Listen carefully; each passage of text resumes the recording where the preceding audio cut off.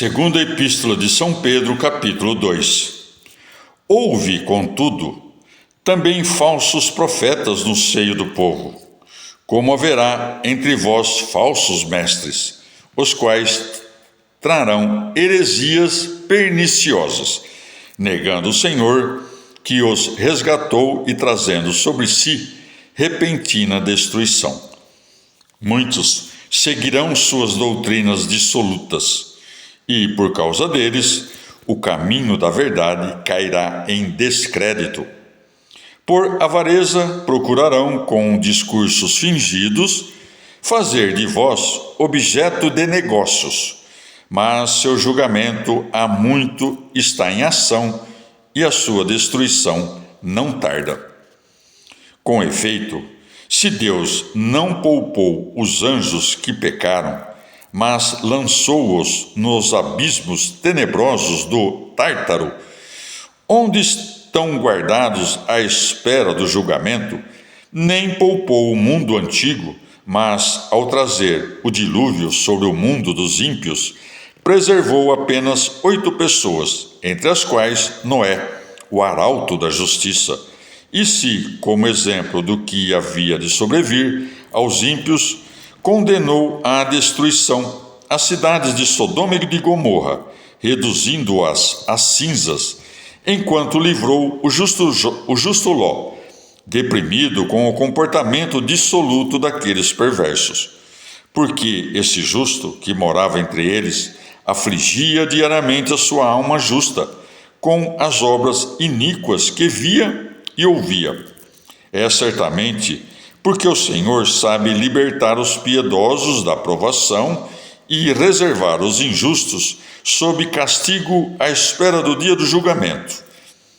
Sobretudo, aqueles que seguem a carne, entregando-se a paixões imundas e que desprezam a autoridade do Senhor.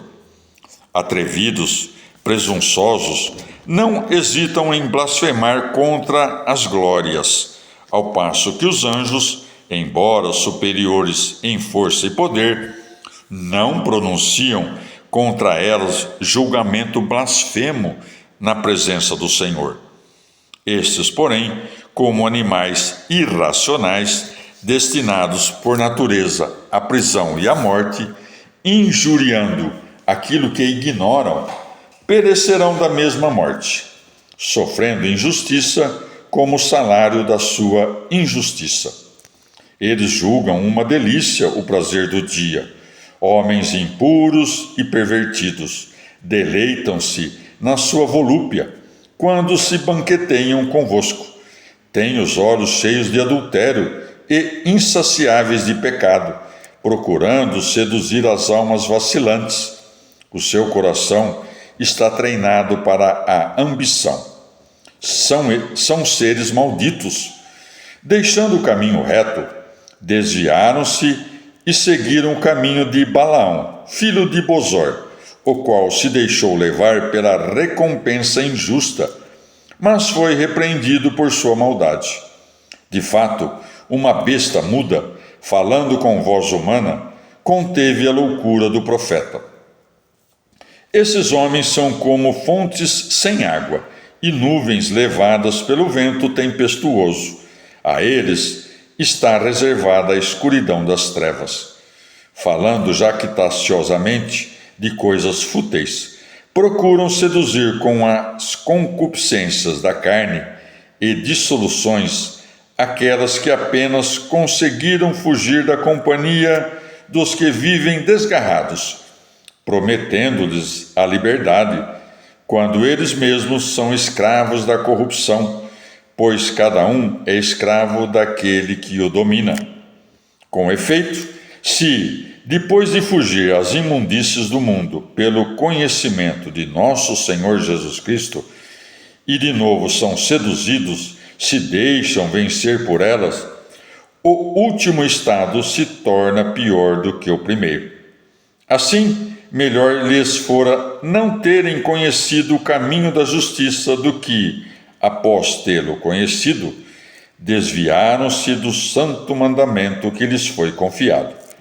Cumpriu-se neles a verdade do provérbio: O cão voltou ao seu próprio vômito e a porca lavada tornou-se a revolver-se na lama. Palavra do Senhor. Segunda Carta de São Pedro, capítulo 2. Comentário. Bíblia do Peregrino, por Luiz Alonso.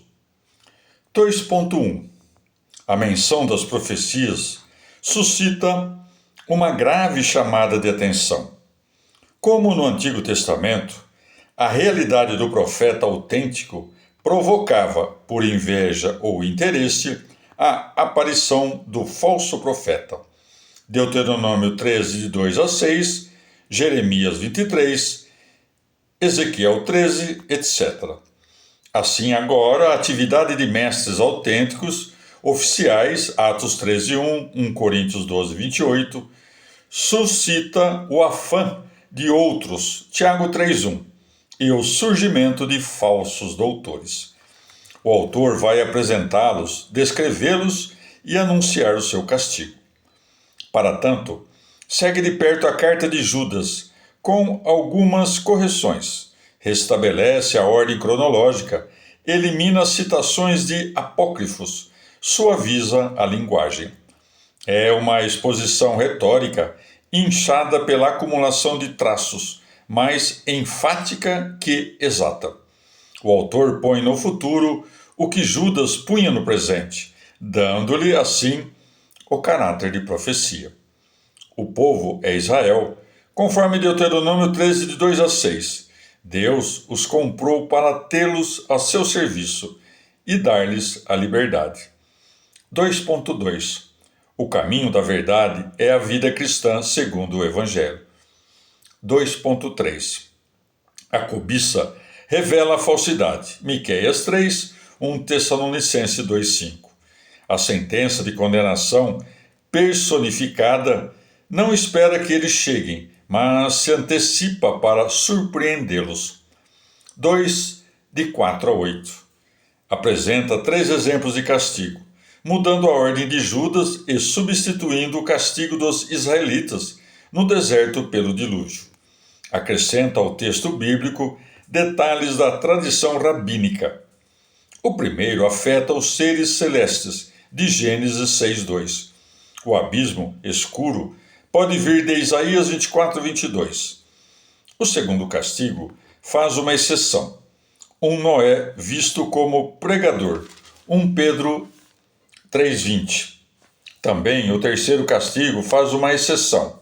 Um Ló melhorado em relação à tradição bíblica, Gênesis 19.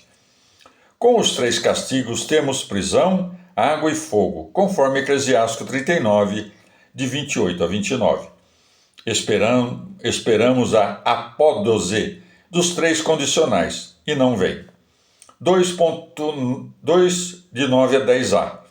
Em seu lugar, resume o ensinamento numa antítese. Soberania substitui o nome de Deus, conforme Salmo 36, de 2 a 4.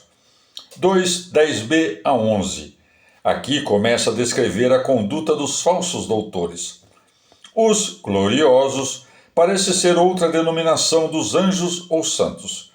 O não acusar se explica pelo modelo de Judite 9, onde Miguel não se atreve a dar sentença, conforme Zacarias 3, de 1 a 2. 2.12. O destino desses homens é o dos animais, ou seja, a corrupção como morte definitiva. O homem na opulência não permanece. É como os animais que emudecem. Salmo 49, 13. 2.13. Sabedoria 15, de 7 a 9. Nos dá uma descrição ampla dessas perversões, explicadas como consequência da idolatria. 2.14. Adultério e cobiça correspondem a 2 mandamentos do Decálogo, Êxodo 20. Não cumpri-los acarreta a maldição. Sobre a cobiça, Jeremias 22, de 13 a 17. 2, de 15 a 16. Suprimindo 2 exemplos de Caim e Coré, apresentados por Judas, amplia o caso de Balaão, Números 22 a 24. destacando dois aspectos negativos, como faz Juízes 24, de 9 a 10. O salário da iniquidade é o que lhe ofereceu Balaque, rei de Moabe, para amaldiçoar Israel. Por sua atuação filial, chamou de profeta. 2.17 Trevas do reino dos mortos. Ver Jó 10, 21 a 22 e a magnífica descrição de sabedoria 17. 2.18 Paulo já preveniu contra o abuso da liberdade para a libertinagem. Gálatas 5,13. A libertinagem torna escravo do pecado. João 8,34, Romanos 6,16. E por ele, torna escravo da corrupção, ou seja, da morte definitiva. Sabedoria 1, de 12 e 16. 2.20. É o princípio ilustrado por Jesus com uma imagem. Mateus 12,45. 2.22. O primeiro refrão se inspira em Provérbios 26,11. O segundo parece popular.